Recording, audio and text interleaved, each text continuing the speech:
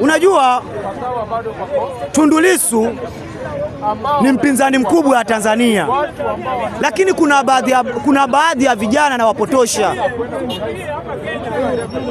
Sasa kama wewe utapigia siasa yako wa matusi, unamtukana huyu mama mpaka inafikia mahali uona mchongo wa huyu mama, hiyo ni sawa kweli? Wewe ni kiongozi, watu wanaongea mambo na siasa, wewe unakosoa serikali, si mambo na vitendo.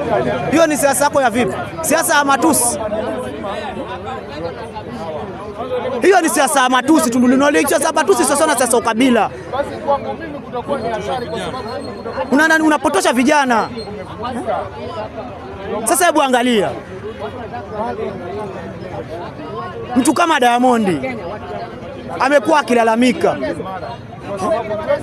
vitu vyake mnaharibu eti kwa sababu kwa yeye amemsapoti mama.